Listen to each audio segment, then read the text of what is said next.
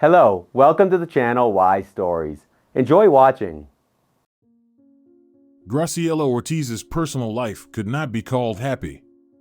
Of course, she tried her best to pretend that her family was no different from others and that it was just an ordinary family. But it was far from the truth. Graciela's husband's behavior had been less than desirable for the past few years of their married life. Red flags had been evident long before Graciela realized that Conrado Cruz had married her solely for the opportunity to secure a comfortable position. Yes, perhaps he had some feelings for her at the beginning of their romantic relationship, even being in love and courting her greatly. But when problems arose, causing the budget to dwindle rapidly, the man almost left the family. Conrado spent more and more of his free time away from home.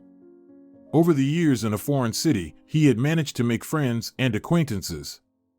Graciela didn't say a word to her husband about her worries, as she was afraid of a divorce, but her parents, on the other hand, regularly hinted that it was time to solve the family issues firmly and uncompromisingly.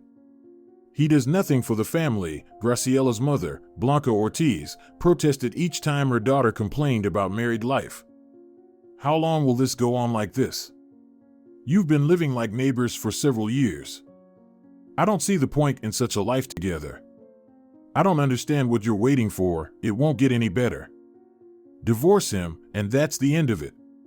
Especially since he spends the part of the family budget that should go to you and your daughter. It shouldn't be like this." Blanca never liked Conrado from the start. From the first day of their acquaintance, she experienced unfavorable feelings towards him. The woman was also bothered by his mother, who was a real meddler, and the fact that he was completely out of their circle. Graciela had been raised in a good, intelligent family and had lived her entire life in a big city. Her parents were not wealthy but highly educated. Blanca and Paulo Ortiz highly valued education and instilled in their daughter a passion for knowledge from an early age. So, Graciela's parents were concerned when they met a guy who barely finished school and moved from the village to the big city solely in search of a better life. "Why do you like him?" Blanca wondered. "You're completely different. I can't imagine how you can build a life with such a person." But Graciela was in love and didn't notice anyone or anything around her. At that time, she had already graduated from college and landed a job at a good company. Graciela didn't plan to start a family so soon. For a few years, she wanted to work, build her career, and then get married. But circumstances turned out differently. While she held the position of junior manager, Conrado was just a simple loader. He was an unremarkable young man with a modest income. It seemed unlikely that a young and promising girl like her would find anything in common with him. On the day they first met, Conrado, along with other men, was unloading goods at the warehouse, and Graciela, who didn't agree with the inventory position, decided to double-check everything herself. Yes, she could have let it go and asked another colleague to verify the position, but the sense of responsibility instilled in her from an early age prevented her from delegating such a crucial task to someone else. Conrado charmed her from the first glance. He was completely unlike the other loaders. Returning from the warehouse to the office with a stack of papers, Graciela almost knocked Conrado off his feet. "Oh, sorry," the girl said, flustered, when, not noticing anything around her, she bumped right into the chest of the unfamiliar man. "I'm so clumsy. I've got so much to do, I'm in my thoughts, that's why I didn't see you." "No problem," Conrado replied, trying to smile as charmingly as possible. "Can I help you? These folders are quite heavy." Graciela willingly accepted the young man's offer.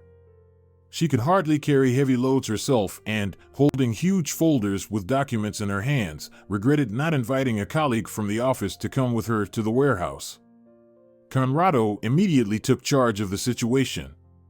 On the same evening, when the workday came to an end, he patiently waited for Graciela outside the office. She was very surprised when she saw him. The girl thought that the young man was waiting for his significant other or friends to gather somewhere and relax after work. But when he approached her and offered to escort her, Graciela realized that Conrado had been waiting specifically for her. "So, do you want to start with this?" She asked, smiling. I won't hide it, I liked you, he replied. And, as they say, I decided not to waste time. If you don't mind, of course. She didn't mind. Due to her tight work schedule, Graciela had no time for a personal life. None of her colleagues caught her eye. Many men in her department were already married, and her boss, Ignacio Reyes, who had been giving Graciela signs of attention since her first day at work, seemed too old to her. He was around 37 years old.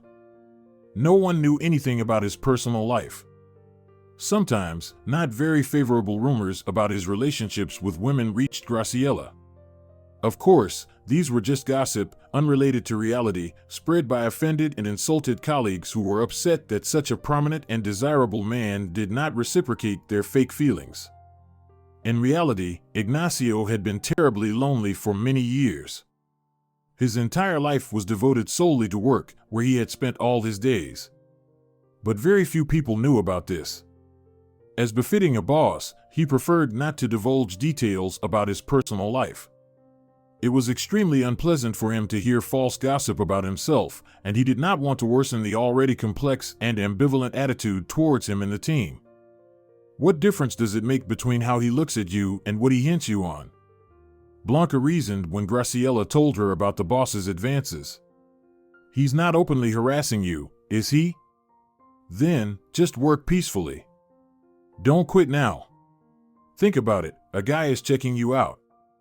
You have to get used to it, my dear. You're a striking, beautiful young woman. Men will always be around you. It's absolutely normal, there's nothing special about it. You're not going to quit because of that, are you? Graciela didn't plan on quitting her job. She felt uncomfortable because her boss, Ignacio, paid too much attention to her, but she made it clear to him that there could be nothing between them. When Graciela grew tired of the constant, unmistakable hints her boss dropped every time she entered his office for various reasons, she openly told him what she thought. Ignacio, I don't know how I should put it delicately, the girl hesitated, but you're too mature for me. Do you understand? So, I strongly ask you to stop courting me. In simpler terms, am I too old for you? The man clarified. I didn't say that, Graciela replied. You know, I don't accept such relationships in my worldview. Perhaps other girls see it differently, but I see it this way, and I won't give up my point of view under any circumstances. If you want, I can quit. No. What are you talking about, Graciela? Ignacio exclaimed. Why quit? I promise you, I won't bother you anymore, honestly. If it's unpleasant for you, I don't need it. Good. At that moment, Graciela was very surprised at herself. She didn't expect to be able to express herself so clearly and concretely to him, and she wasn't scared and didn't hesitate to say everything she wanted. Marveling at her own straightforwardness, Graciela thought about this conversation all day long. What if he fires me, she thought to herself with horror. Maybe I spoke to him too harshly and should have said it softer. You've already said it, that's it, Blanca reassured her daughter. Were you supposed to endure all this endlessly? If something bothers you, you have every right to openly express it. And if he fires you, you'll find another job, it's not a big deal. You have a diploma, and you already have some experience, you'll find a place somewhere. You're not old. And, Graciela, I don't understand why you grew up so unsure of yourself. It's like I'm never at a loss for words, and you're always afraid of everything. You always doubt everything. Come on, you should stop it. You still have your whole life to live. If you're constantly afraid of everything and focus on every little thing, you won't have enough strength and nerves. Graciela's nerves were indeed in a terrible state, and she knew it. She could spend weeks worrying about trivial matters, contemplating various scenarios of events in one situation or another. In most cases, all her mental torments were unjustified and did not pay off, but from time to time, she still continued to revisit unresolved situations and replay them in her mind. She didn't know why she had grown so shy and unsure of herself. Blanca had always been a woman with a strong character, and she tried to instill in her daughter the personal qualities that she liked in herself. But despite her mother's efforts, Graciela turned out to be the complete opposite. She was very afraid of being alone, even though she sometimes pretended to convince herself that family wasn't the most important thing and she could live her life without it. She was critical of her appearance. Yes, Graciela was never a beauty, but that wasn't the point. She simply did not value herself at all and constantly compared herself to other girls her age, drawing conclusions that were not in her favor. People like Conrado sensed this, and that's why it was absolutely no trouble for him to win Graciela's heart in the shortest possible time. Yes, she wasn't the most advantageous option, but other girls with higher education and good career prospects wouldn't even look at him. At the time of meeting Graciela, Conrado, like all newcomers to the big city, lived in a rented room and dreamed of moving out as soon as possible. Blanca, the opponent of her daughter's marriage, categorically did not want the newlyweds to live under the same roof as them. She couldn't stand her son-in-law, and after meeting his mother, a brazen and unprincipled countrywoman, her attitude towards her daughter's husband only worsened. "Paulo, we need to find a solution to this issue," she said, 2 weeks after the wedding. Blanca regretted not talking to her husband before Graciela and Conrado officially married. It would have been better for everyone if the issue of housing for the young family had been resolved immediately, but Blanca couldn't find the right words. She saw that Paulo wasn't strongly against Graciela's marriage. "Blanca, why are you worried so much?" he reasoned. "Not everyone is born into prosperity. We don't have golden toilets, but we're not dreaming of them either. We live normally. And so will they. Yes, Conrado's family is simple and rural, he's nobody, but Rome wasn't built in a day. Maybe they really love each other. Let Graciela decide for herself who she wants to spend her life with." "What kind of love is there?" Blanca protested. "He wants to move into our apartment, and then he'll freeload off us. Any day is better than suffering as a loader for 12 hours. We know such provincial machos. Mark my words, he won't care about the family at all. If Graciela marries him, she'll be working hard alone, and as soon as the opportunity arises, he'll lie on the couch and talk about how hard it is in this world to make a living for an ordinary person without money, connections, or education." Paulo didn't want to argue with his wife, so he preferred to avoid such conversations whenever possible. When Blanca got upset and started talking nonstop, trying to persuade her husband to influence their daughter, Paulo referred to urgent matters. His work schedule was irregular, so his wife didn't suspect that he was lying to her. When the issue of housing for the young family came up, Paulo tried to convince his wife of the absurdity of the idea of buying a separate apartment for Graciela and Conrado. "But you yourself say that he's using her, and at the same time, you want us to buy them a separate apartment. Blanca, I don't understand you. It seems to me that it's illogical. Let them live with us, we'll watch them every day. We'll be able to monitor what's happening in their family." Paulo tried to explain to his wife that this would be the right thing to do. However, Blanca categorically did not want to live under the same roof as her son-in-law, and Paulo had to accept it and give in. Yet, Conrado himself had no desire to move from a 4-room apartment to a small one, and he openly said this to Graciela when she told him that her parents had decided to buy them an apartment. "Wow, we'll live in a small apartment," the young man reasoned.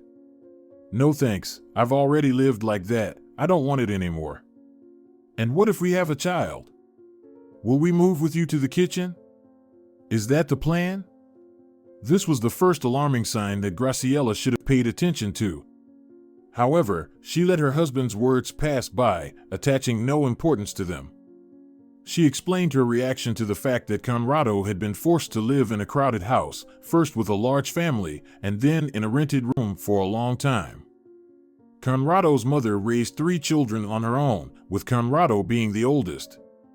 Starting in his teenage years, he bore a colossal burden. His mother repeatedly asked him to babysit his younger siblings, help them with homework, and do various other tasks. The woman worked tirelessly, but the money was still not enough. When Conrado mentioned that he wanted to live his own life, his mother accused him of not caring about the family. When the younger ones grow up, you can focus on your life, the woman grumbled. But for now, you have a family, you selfish thing. Conrado didn't want to argue with his mother. He understood that it was very difficult for the woman to raise and support 3 children without their father. If the man had not left this world so early, the family would have been more or less prosperous, just like when Conrado was a very young boy. However, we can't go back in time, and it is impossible to go against fate. What was destined to happen happened, and neither Conrado nor Pamela could do anything about it, no matter how much they wanted to. Leaving for the big city, Conrado promised to send money to his mother so that she wouldn't have to support the younger ones alone. He thought it was only fair, and he had no intention of shirking his family responsibilities. However, Pamela initially treated this skeptically. "What will be left of your salary then?" The woman waved her hands, not wanting her son to leave. "We need you here." But the young man did not intend to deviate from his decision. He wanted to try his luck, and life in the city, even the poorest and least promising, was still much better than in the village. As promised, he faithfully sent money to the family after the move, but he rarely called or wrote. Frankly, during the time Conrado lived away from the family, he felt absolutely free. He had no intention of going back home, and he tried to talk to his mother as rarely as possible to avoid hearing reproaches, no matter what he did. He should have invited his mother to the wedding, even though he understood that she would embarrass him. However, this didn't particularly scare him. Conrado was confident that Graciela was hooked on him. If she thought he was her only chance for her personal life and turned a blind eye to his greed and avarice, then she would certainly pay no attention to the behavior of her mother-in-law, with whom they would meet only a few times in their lives. And Conrado was right. When he, trying his best to hide any insincerity, apologized to Graciela for his mother's behavior, she simply waved it off. "Don't worry about it," she said. "I understand everything. She's from the village, not very well-mannered, nothing terrible. But my parents didn't like it at all. Don't worry, I'll talk to them." At the wedding, Pamela behaved as if she were the queen of life, as if she were marrying not a country boy but a foreign prince. Without mincing words, she took every opportunity to say something bitter about the bride and her family. "What?" she sarcastically asked when she saw Blanca's disdainful look directed at her. "I guess a girl with such a face can't get married anymore," but Conrado showed interest only because there's no roof over his head in the city. If Blanca still tried to play nice and hide her dislike in front of the groom, she was clearly not going to tolerate her mother-in-law's antics. "All right then," she said, approaching the woman closely and grabbing her hand. "Don't ever get on my way again. After the wedding, you should not appear near my family. And one more thing, if I hear anything like that about my daughter from you again, blame yourself. Got it?" "Not bad for someone who claims to be an intelligent person," Pamela grumbled, displeased. "Talking like a street girl and still trying to act important. I don't need to come to your dump, I have my own house." Blanca smirked. "An old hut, where even your wife would be ashamed to visit." The woman's grandfather was a big fan of strong language and never hesitated to use explicit expressions. Often visiting him on weekends in her early childhood, Blanca picked up various words and phrases from him. In everyday life, she never used them in conversation and tried to hide that she could speak in such a tone at all. However, Pamela provoked her so much that she pulled out all her eloquence and responded in a way that the woman would remember for a long time. Pamela couldn't control her emotions and, pulling her son aside, expressed everything she thought about Graciela and her family. "Why the hell did you settle for this ugly girl?" she spitefully asked. "Are you after her money? She's far from being a millionaire. Couldn't you find someone better and prettier at the same time?" Conrado had a hard time calming his mother and preventing a scandal at the wedding. After celebrating the festivities, the woman returned to the village. Conrado continued to send money to his mother, younger sister, and brother, but he almost didn't communicate with her. The young man realized that mutual understanding was out of the question. The woman behaved too aggressively towards Graciela and her family. Engaging in a confrontation with them was definitely not in his plans, especially when, a year after the wedding, Graciela began to climb up the career ladder. By that time, they were already living in the apartment Blanca and Paulo had acquired for them, although Conrado had no legal connection to it. When Graciela's parents bought the property, they registered it in their names and later transferred it to their daughter through a gift deed. Conrado was quite displeased with such distrust from his wife's parents, as well as the fact that she didn't stand up for him in front of them. However, he chose not to make a scene about it, as the consequences could be unpredictable. In one of their conversations, Conrado simply asked why Graciela hadn't talked to her parents about it. She felt it was necessary to explain herself to her husband, understanding that such actions by her parents could hurt him. But she had no control over it. Blanca immediately stated that they would buy the apartment only on those conditions. "We don't need it," Graciela replied. "Conrado, by the way, doesn't want to move." "Of course he doesn't," the mother retorted. "He wouldn't want to. Living independently with the family is not the same as living under the roof of the wife's parents, who will feed and take care of him. If I'm not mistaken, he decided to quit his job. He was ashamed to be just an ordinary laborer. Am I right?" Conrado did find another job, but solely to continue sending money to his mother, whose outrage would have known no bounds if he stopped sponsoring her and his younger brother and sister. Conrado had no intention of getting a higher-paying job for the sake of the family, and he couldn't even do it if he wanted to. He lacked education, experience, and any valuable skills that could interest reputable employers. Changing from working long hours to becoming a consultant in one of the stores, Conrado had a shift schedule, leaving him with more free time to relax. Graciela, on the other hand, worked hard to earn money and have a financial cushion. She really wanted a child and planned to take maternity leave in the coming years. Ignacio, who still had feelings for Graciela, was shocked when he learned who she had married but chose not to comment on the matter. The man was accustomed to keeping his word. He actively helped Graciela advance in her career, expressing his affection for her in this way. After several years, Graciela held the position of senior manager. From a young, inexperienced girl, she had transformed into a mature, serious woman accustomed to independent living and hard work. Conrado, on the other hand, continued to work as a store clerk, earning a very modest salary, which he sent entirely to Pamela. Blanca and Paulo had long realized that their son-in-law had no intention of achieving anything in life. But every time the mother expressed dissatisfaction about it, trying to convince her daughter to get a divorce, Graciela tried to change the subject of the conversation immediately. She only discussed her husband and their relationship with her mother when she became too persistent, and Graciela had no other way out. "Mom, why do you keep bringing it up?" Graciela protested. "Money, money. You suggest I split the family budget? But that's not how it's done. It's not humane.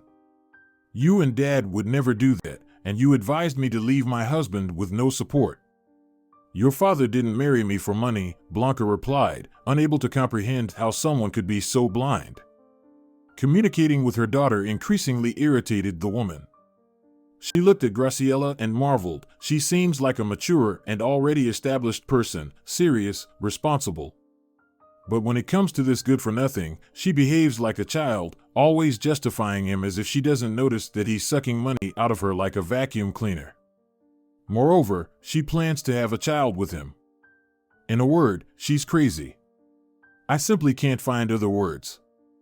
Blanca hoped that someday Graciela would have a moment of realization in her life, understanding what her husband was really like and throwing him out of the house. And it happened, but not as quickly as the woman had hoped. Several years passed before the fateful event in Graciela's family. During this time, Conrado managed to gain complete trust from his wife, including in financial matters. Graciela, not heeding her mother's words, not only did not restrict her husband's spending but also gave him access to her account so that Conrado could pay for whatever he needed at any time. The wife was confident that she would never spend an extra penny. Conrado tried to behave in a way that would earn Graciella's trust, so her attitude towards him was predictable, and besides, he had everything he needed. However, Conrado never thought about the fact that there were still his mother, brother, and sister, who would sooner or later run out of the money he sent them. The new requests came as a complete surprise to him, as did the betrayal he committed towards Graciella because of them. Conrado put his wife in a completely untenable position. She could never forgive him for such a thing, even if she wanted to very badly. Conrado, you understand that our daughter is seriously ill and may die. She needs urgent surgery. I'm dealing with the issue of the foreign clinic now, and we have to give an answer any day now. Maybe you'll finally tear yourself away from your important matters and come with me to the hospital. That morning, Graciella tried to reach her husband, who had been talking on the phone with his mother for the past 2 weeks and had completely distanced himself from family matters. Conrado seemed to be unreachable, and Graciella couldn't do anything about it. The woman's pregnancy was long awaited and very desired. She had been waiting for it for many years and, at one point, even despaired, entertaining the dreadful thought that she might never become a mother. Conrado was indifferent and apathetic about the question of having children. Every time Graciella brought up the topic of kids, her husband either changed the subject or mused lethargically about how they still had time. However, the years passed, and there was still no progress in that direction, greatly worrying Graciella. She consulted all possible doctors to find out what was wrong.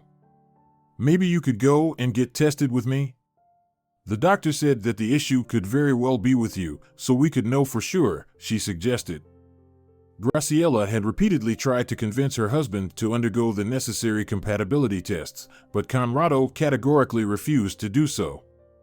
It's not that he didn't want children at all. By the time Graciella started seriously planning a pregnancy, they had already expanded their living space and moved to a new apartment. Graciella earned a decent income, so she could count on a respectable maternity leave. However, Conrado was concerned about how much their lives would change after the arrival of a child. Maybe we could adopt someone?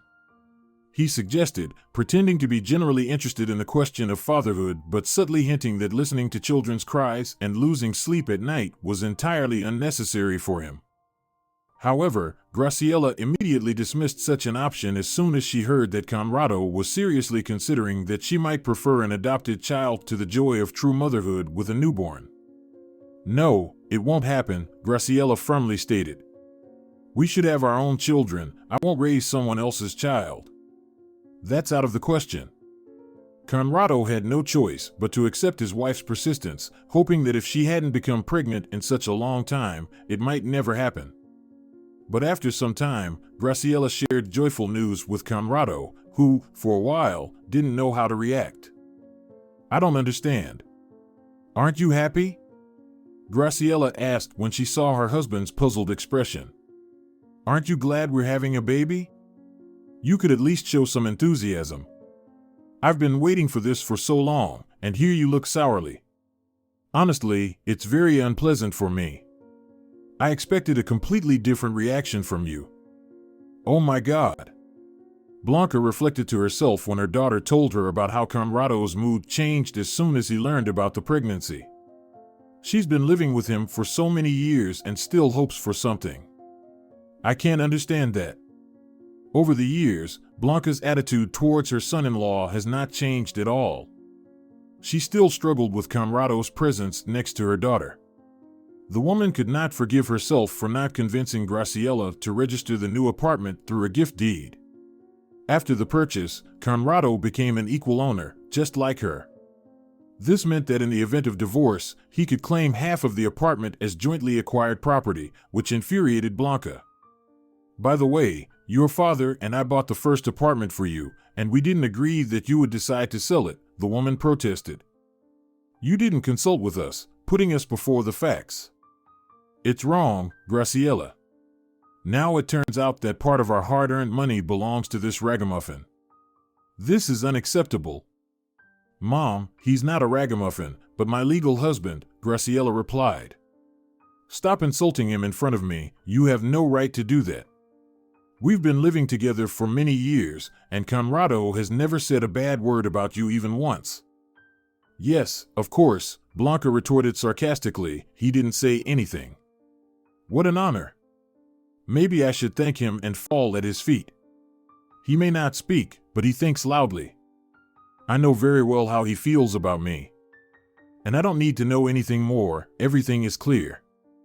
"Mom, you are too critical of Conrado," Graciela shrugged off, avoiding even admitting to herself what her husband represented. Somewhere deep inside, she felt how Conrado truly treated her.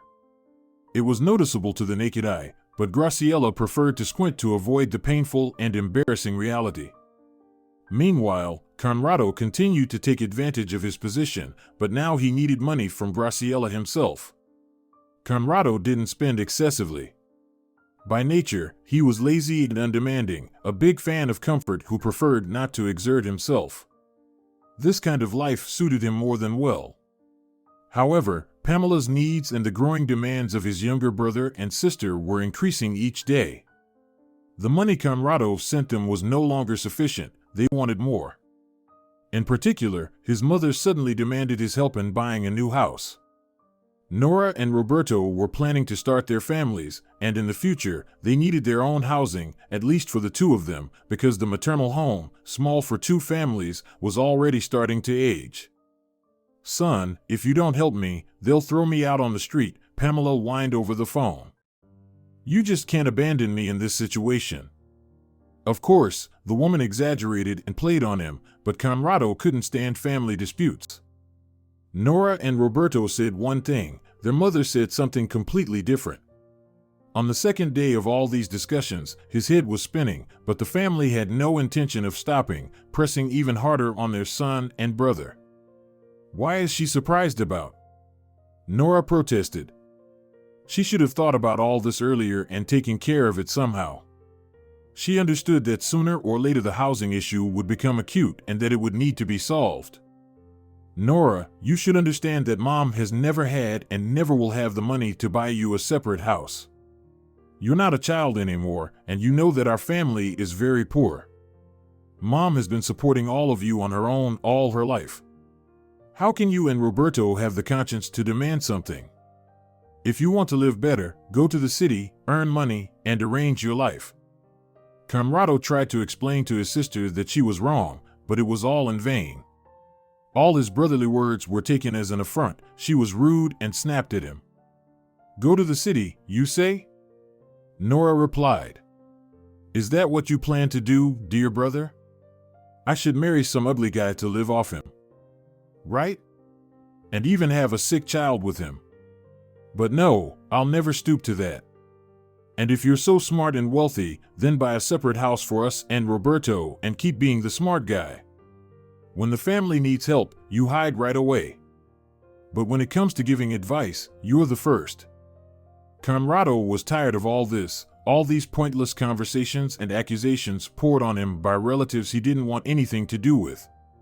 When he realized that he was on the verge, he began to browse through ads for houses for sale in his and neighboring villages. "Damn it," he thought to himself, "Graciela has money in the account, it's needed now, most likely. And when there's a need for it, she'll have time to save or borrow from her parents and then repay them."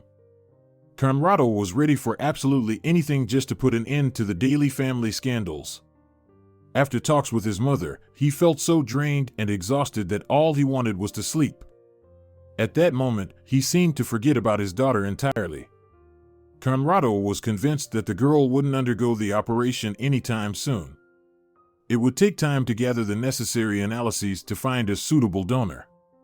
Even though Graciela talked about the surgery being conducted almost immediately, Conrado didn't put much belief in it. She had spoken the same way several months ago but hadn't managed to come to an agreement with either the doctor or the foreign clinic. "She'll manage," he reasoned to himself, unaware that he was depriving his own daughter of money to which he had no right. He just wanted to close the issue with his mother, sister, and brother, and then he would surely find the right words to explain things to his wife. At that time, Conrado couldn't imagine how his action would end and that it would be the last straw for Graciela, who, despite justifying her husband to her mother and father, closing her eyes to his behavior, and continuing to live with him for the sake of having a father for her daughter, understood that sooner or later there would come a moment when she would no longer want to endure all of this. And that moment happened unexpectedly for Conrado.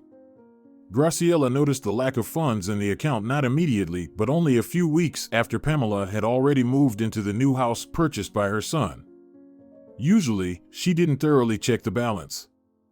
Graciela knew that the money was there, and she could use it at any time. Conrado turned out to be right. They only kept postponing the surgery. During all the time that Graciela had been waiting to send her daughter abroad, they had already lost 2 potential donors.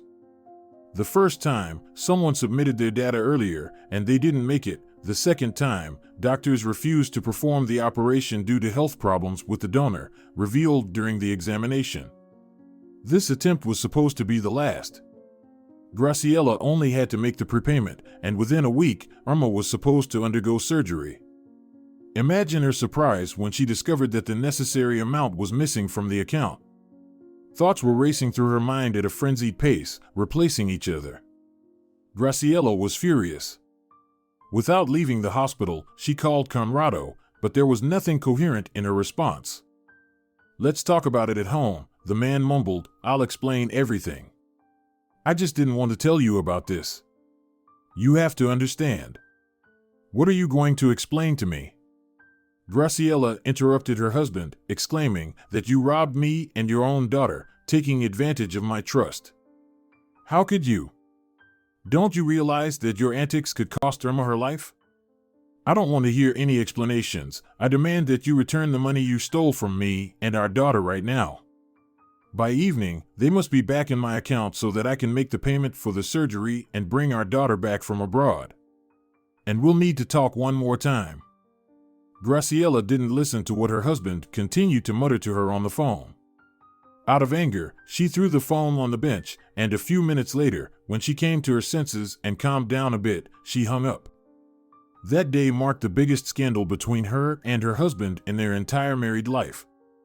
Graciela was horrified when she got to know that her hard-earned money, which she had saved bit by bit for a rainy day that suddenly arrived, was spent on a house for his mother. "Maybe you'll tell me what to do now?" Graciela asked, bewildered, tired of shouting at her husband and expressing everything she thought of him. She had said everything, and there was nothing more to add. The question of their future together with Conrado was definitively resolved the moment he started justifying his actions. Graciela couldn't comprehend how someone could behave like this. "The house for Mom?" she exclaimed indignantly. "Does she have nowhere to live?" "But we are one family," Conrado mumbled in response, feigning perplexity. "The younger ones grew up, they want to live independently, and the house where they are forced to live together is a real hovel. You never even went there with me, even though I asked you so many times to visit my mom. You always turned up your nose." "Oh, really? Did I?" Graciela exclaimed. "Your mother has hated me since the very first day we met. Why should I tolerate her rudeness and humiliation? What did she tell you about Irma? And you didn't say a word to her either, even though she's your own daughter, by the way, your only daughter, Conrado, but you seem to not care about me or her. My God, how blind I was to trust you. How could I overlook your despicable and disgusting personality? My mother was right when she advised me not to get involved with you. You shouldn't even be looked at. You would have worked your whole life as a loader, lingering in a rented room. You are not capable of anything more." "Well, dear, that's too much," Conrado protested. "I can get offended." At that moment, Graciela completely lost touch with reality and stopped understanding what was happening. Is he really such a fool, or is he pretending? She pondered to herself. What offenses? What is he even talking about? Or did I vaguely give him the impression that I'm filing for divorce? You were living with him for the sake of a daughter whom he is killing with his own hands, Blanca sighed when she learned about what had happened in her daughter's family. Who told me that a child needs a father? Yes, and to be honest, I don't believe that he spent all his money on a little house for Mom. It's not the palace he bought for her.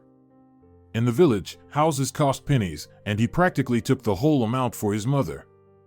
Let him tell these tales to someone else, just not me. And Blanca was right. Conrado gave part of the money to Nora and Roberto, so to speak, for the first years of adult life. Of course, he told his brother and sister that it was a one-time thing because he simply didn't have any money, but they probably didn't take those words too seriously. However, at that moment, Graciela wasn't overly concerned about that. Her daughter's life was at stake, and she needed to save her. There might not be another chance to perform the surgery with a suitable donor. She had to take action quickly and decisively, here and now. Your father and I don't have that kind of money, Graciela replied to Blanca when she asked if the parents could lend her the necessary amount. We can give you some part of it, of course, but it's unlikely to be enough. We won't be able to sell the apartment so quickly. If we take money as a mortgage, we'll condemn ourselves to trouble. You need to look for some other options. Graciela didn't know what to do. She didn't have friends or acquaintances with such a sum. They could collect the money bit by bit if she asked, but that would take a lot of time, which Graciela didn't have. What if you talked to Ignacio? Her mother interrupted her thoughts, and asked him, of course, for a loan. I think it's not such a significant amount for him. After all, he is a wealthy man. I'm sure he won't refuse you. Hearing her mother's words, Graciela almost lost her speech. Goosebumps ran down her spine. No, not this, she thought to herself, recalling the only conversation with her boss after her marriage, which he decided to have despite his promise never to interfere in Graciela's personal life or show her any signs of attention. I would really like to talk to you, Ignacio said after Graciela received a promotion. Face to face. I have a few questions for you. If you don't mind. How could she refuse him? At that moment, unpleasant thoughts crept into Graciela's mind. He's going to demand that I work off the promotion, she thought with horror, already mentally preparing to say goodbye to both a good job and a decent salary by writing a resignation letter. She hadn't planned to get involved with a man under any circumstances, so her life wouldn't depend on it. Graciela expected anything from her boss, and she could hardly overcome her fear, which almost overwhelmed her on the way to his office. Why are you shaking like that? Ignacio asked when Graciela, with wobbly legs, entered the office and sat across from him. Is something wrong with you? Are you not feeling well? No, not at all, Graciela replied, trying to smile as sincerely as possible and behave naturally. I'm just a little nervous, you know, not every day the boss calls you in for a conversation. That's true, Ignacio agreed and put the kettle on. Let's have a cup of coffee now, and then we'll talk. Just promise me you won't get offended if I ask you a few personal questions, so to speak. Something bothers me, and I'd really like to know for sure.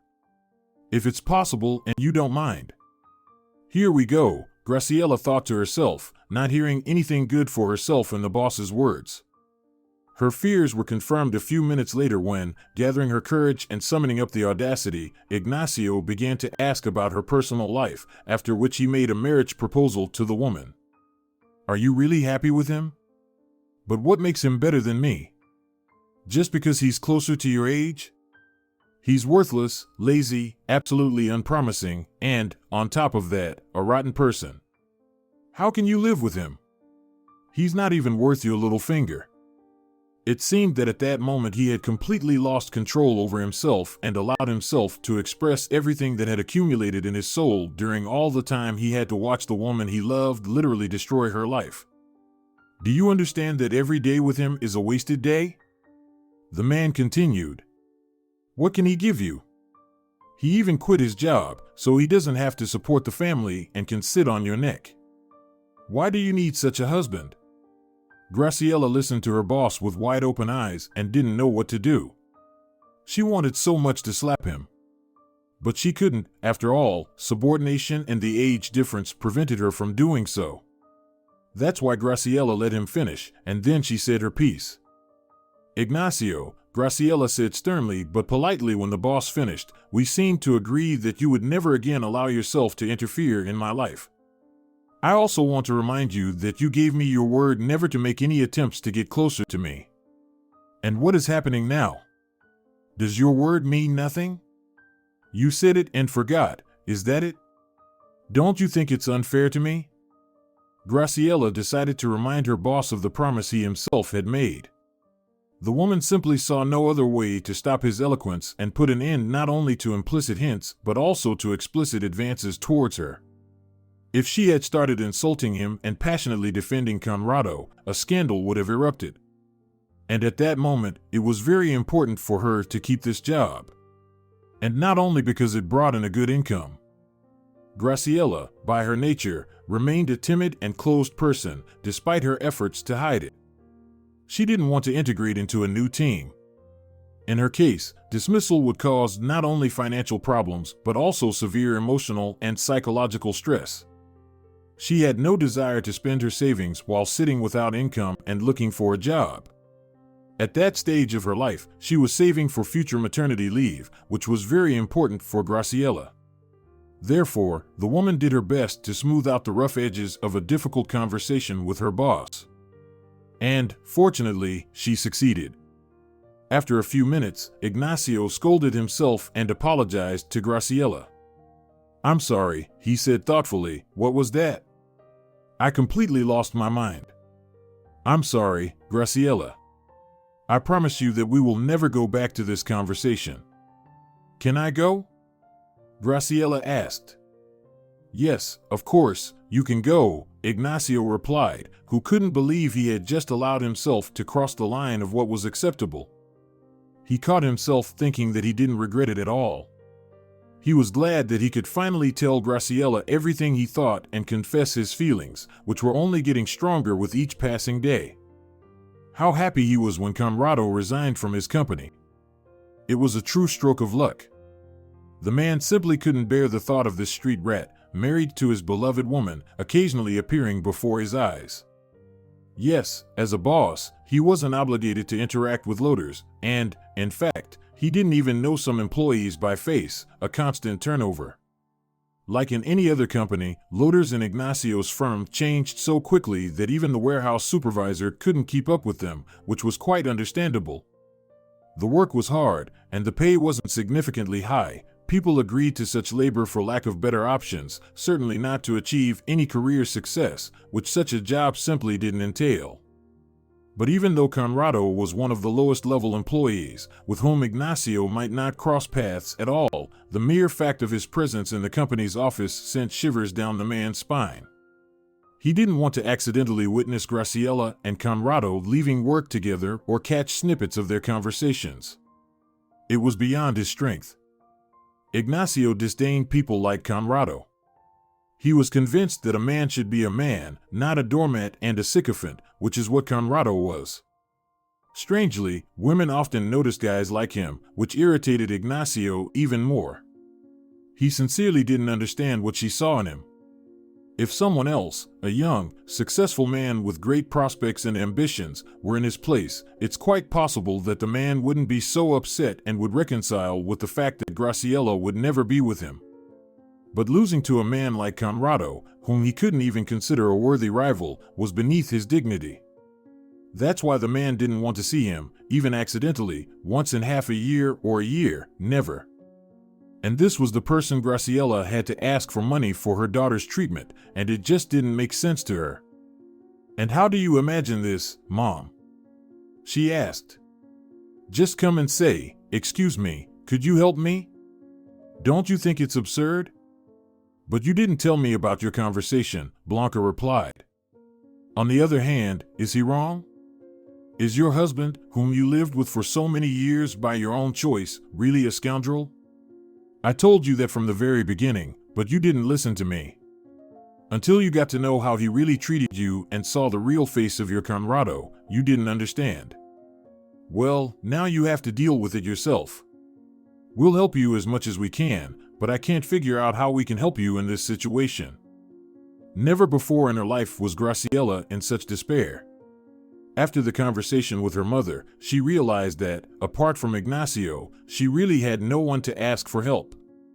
But at that moment, nothing else mattered to her. It seemed to Graciela that time had stopped, and all her thoughts were revolving only around how to help her daughter. She couldn't bear the thought of Irma leaving this world because of her husband's despicable act. She's still so young, with her whole life ahead of her. It would be terribly unfair if she died. Graciela was ready for absolutely anything just to save her daughter. The humiliations she was about to endure were inconsequential compared to the life of her little girl. Even if she had to stoop too low to get the necessary amount to pay for the surgery, she was prepared for it. Having gathered her thoughts, the very next morning, Graciela headed to the office. Conrado had a day off that day, and he, as usual, was sleeping, not even stirring when his wife was getting ready for work. "All right, I'll deal with you later," Graciela thought to herself. "Sleep while you can. Soon you'll be heading to my mother's, and you won't get to rest on her couch or nap until lunch." Graciela suddenly caught herself thinking that she wasn't angry with her husband at all. The only thing she truly wanted was for Conrado to leave her life once and for all. But at that moment, she had no time to have arguments with him. She rushed to the office at full speed to quickly address the issue of money. The clinic was supposed to call any day now, and by that time, Graciela needed to have the money ready. Surprisingly, Ignacio treated her visit with understanding and, making a friendly gesture when Graciela appeared at the door of his office, asked, "What are you doing here?" Graciela couldn't immediately find the right words to explain the reason for her visit to the man. It was crucial for her that Ignacio understood her correctly and didn't interpret her request in his own way. With great difficulty and occasional deep pauses, Graciela managed to tell him what she wanted. The man's reaction turned out to be unexpected for her. "No problem," he said. "I am ready to give you the necessary amount, and not as a loan, just like that, free of charge. I won't ask for anything in return from you. The life of a child is the most important thing in the world, and no amount of money can be more valuable than that.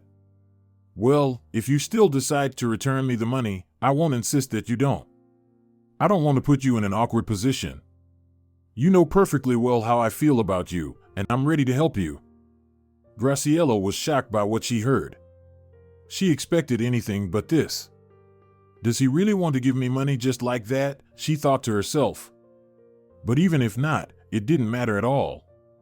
She was willing to work for him for free for as long as needed, just to pay for her daughter's crucial surgery. Most importantly, she managed to avoid the humiliation she dreaded the day before. Whatever happened, she had no desire to fall so low. Although Graciela understood that if he asked or even hinted, she would have to do it, fortunately, this was avoided. By his nature, Ignacio was completely different. He knew his worth and would never allow himself to be humiliated like that. If she could love him, that would be wonderful. However, by providing Graciela with help well within his means, the man did not expect her to reciprocate his feelings someday. He didn't expect anything at all. He just wanted to support the woman he loved, who found herself in an extremely difficult life situation, and he was so glad that he had the opportunity to do so that she turned to him for help. The man transferred the money to Graciela's account on the same day, and she immediately made the payment to the clinic, providing Ignacio with the receipt. "It was entirely unnecessary," he said. "Why?" "Why?" Graciela was surprised. "So that you don't think I asked you for money for my own needs. I really need it for my daughter. Any day now, we have to fly abroad, where Irma will undergo surgery. I won't be at work for about 3 months. I understand it's been a long time, but there's no other way. My daughter's life is at stake, and for her, I'm ready for anything. I'll take leave at my own expense." "There's no need for that," Graciela assured Ignacio. "You can go without it. Come back as soon as you've sorted out all your problems, and besides, I've already proven that I'm not your enemy, and I don't wish anything bad for you. If you need, I can drive you to the airport," Ignacio said. "And in general, if you need any further help, just let me know, don't hesitate. I'll always try to help you in any way I can, and I'll do everything in my power to make sure both you and Irma are well." That's too much already, Graciela thought to herself, and politely refusing, citing that her father would take her to the airport, she said goodbye to Ignacio and left his office. Graciela wanted to discuss the situation with her mother before leaving. The woman was worried about the predicament her daughter found herself in. Graciela feared it might escalate into something more, which she didn't want at that moment. But her mother immediately shifted the focus to Conrado, asking her daughter what she planned to do next with her negligent husband. "Are you going to leave with Irma, and he'll stay in your apartment?" Blanca sighed. "Is that normal, in your opinion? Kick him out before you leave, otherwise he might cause trouble, and you'll have to deal with it later." "Mom, you seem to have forgotten that he's just as much an owner as I am and has every right to live in this apartment," Graciela replied. "But when I come back, I'll definitely deal with him. I have an idea, but to implement it, you and Dad will have to take us in. You and Dad don't mind if I live with you for some time, do you?" "Mind?" Blanca was surprised. "How can we? This is your apartment, just like ours. Of course, come and live as long as you need. I just hope you'll let me know what you've planned so that there won't be any surprises." "Of course, I'll tell you everything," Graciela replied. "Now I need to go home and pack my things." Blanca was genuinely pleased that her daughter had finally seen the light, and she was ready to help her in everything. The woman hoped that after returning from abroad, Graciela would immediately start divorce proceedings. Those were the plans Blanca had for her daughter, who didn't go into details as there was no time for conversations with her mother. "We'll discuss everything later," Graciela said, standing in the doorway. "Everything will be fine."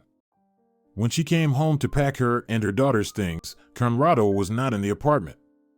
He probably slept well and went out again with his friends, she thought to herself. Although, perhaps, it's for the best, at least, I'll pack things in peace without him asking me unnecessary questions. Graciela had no intention of telling her husband that she and her daughter were leaving. She decided that if he didn't come home to spend the night, which was quite possible given the tension in their relationship, she would simply leave in the morning and leave him a note. If she did encounter him, she would try to leave in the morning as quietly as possible so as not to wake him. Graciela knew that her husband had several consecutive days off, so he was unlikely to wake up early. Conrado always slept very soundly, and on weekends, it was impossible to wake him up with quiet rustling and preparing breakfast behind a closed door. That evening, Conrado never came home, which was quite expected.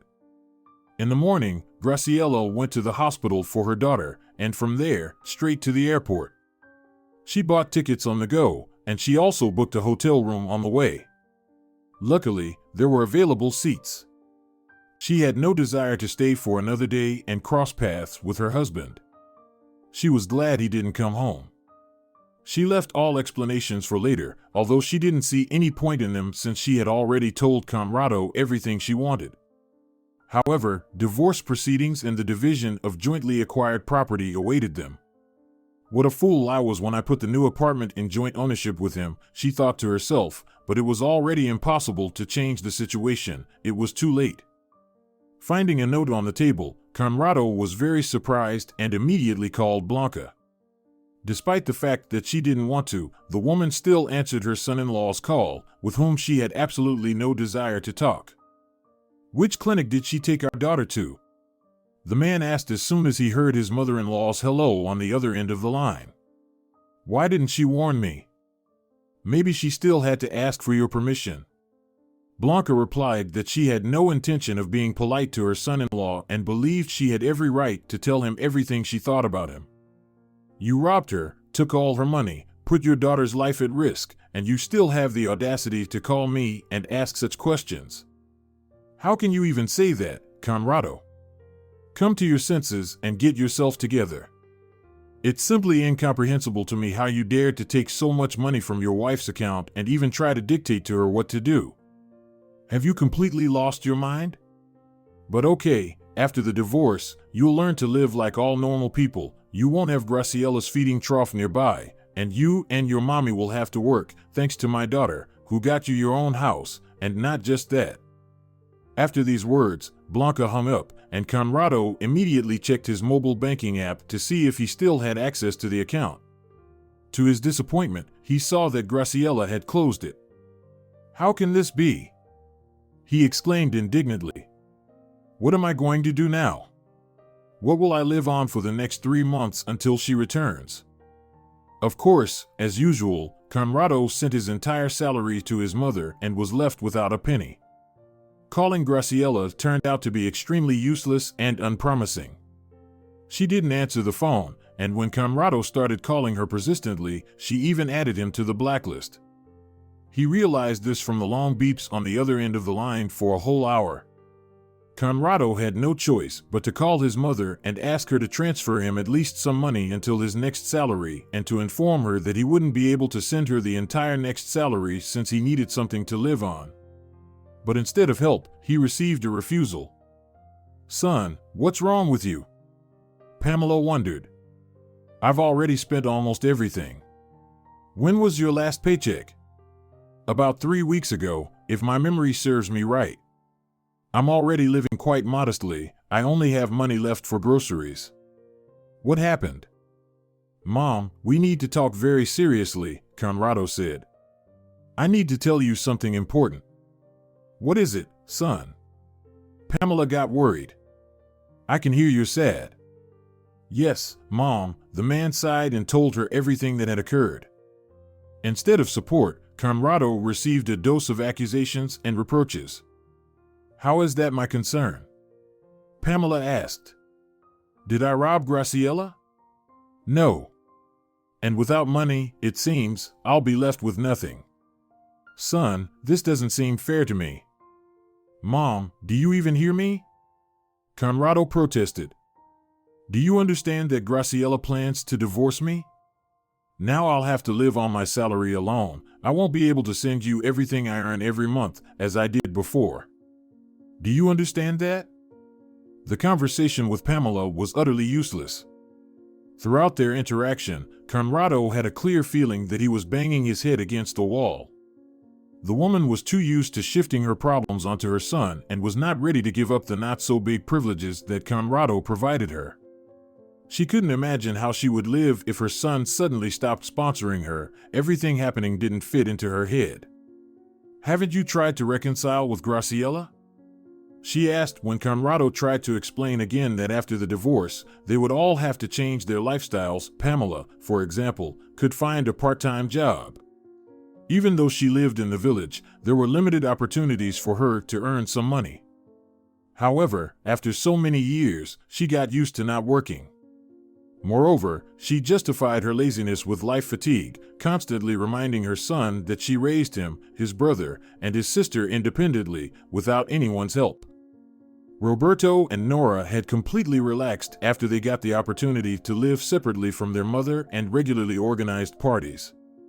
Of course, there was no talk of starting a family for either the brother or the sister. They simply grew up, and it became too tight for them to live under the same roof as their mother. Also, living under Pamela's constant control, who always had a complex character and a habit of controlling and subjugating everyone, didn't allow them to afford much. What reconciliation are you talking about, Mom? Conrado was surprised. Graciela will never forgive me for having stole her money. At first, I also thought that everything would be okay, but no.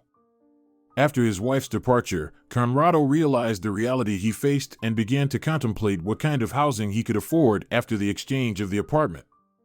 Living under the same roof as his mother was definitely not in his plans, so he didn't plan to return to his native village, and there were scarce job opportunities.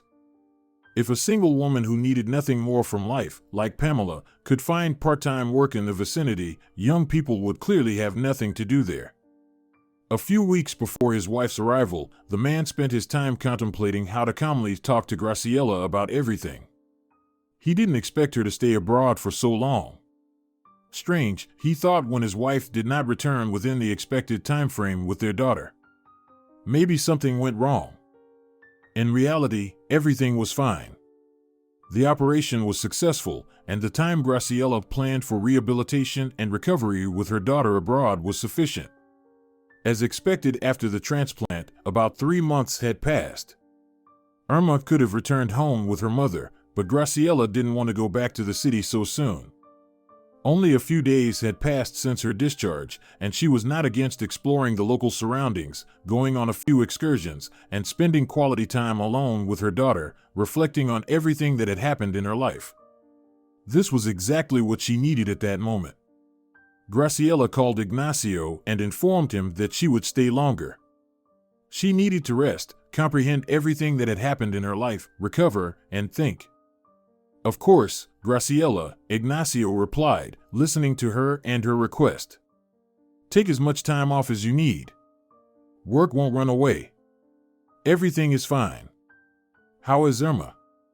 How did the operation go? If you need any more help, let me know, don't hesitate. No, thank you, I don't need anything else, Graciela replied. See you. I'll let you know when I'm ready to return to work. And thanks again for the money. If it weren't for you, I don't know what we would have done. You really saved us and Irma. Graciela spent about 2 more weeks abroad and used this time to relax and think everything over. She returned in good spirits and immediately started addressing the divorce issue. You still haven't told me what you've come up with before leaving, Blanca reminded her daughter. That scoundrel, your husband, has been living alone in your apartment for 4 months now. Are you really going to give him half of the divorce? Graciela thought for a long time about the best course of action and, as a result, abandoned her initial plan. She had considered renting out her share of the apartment to ensure an unpleasant cohabitation for Conrado and attempting to claim the majority of the property, but she changed her mind. Well, the idea, by the way, is not bad, Blanca said. If I were you, I would have done exactly that. He won't be able to sell half of the apartment. Who needs it when the other half still belongs to you? Mom, why should I bother with these pennies? Graciela replied. I thought about it and decided it wasn't worth it. Let's say I find someone to move in there temporarily, and I live with you for a while. But he has the right to dictate the terms. If something goes wrong, I'll have to commute and deal with the police. In the end, sooner or later, he'll get tired of it, and I'll get tired of it, and we'll still have to divide this apartment in court. I don't see the point in selling my share because, as you rightly said, who needs it? Besides, selling half of the apartment, which is essentially just a room, will be less profitable than selling the entire apartment. I've done all the calculations. The idea is good, and I was ready to implement it upon my return, as you may remember, but it will take too much time and effort. I don't need that. I want to erase him from my life as quickly as possible, so there's nothing tying me to that man. I won't even file for the alimony. What can he pay me there? Some pennies. But why do I need all this? I'm to blame for how things turned out.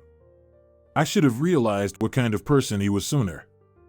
You've told me about Ignacio several times, but I was blind and foolish, in a word. Well, now I'll take responsibility for my stupidity. What else can I do now? Ignacio Reyes? Blanca winked at her daughter. I remember you used to talk about him completely differently. Graciela, what happened to you? It's as if someone replaced you. It feels like you flew abroad not to cure our Irma, but yourself.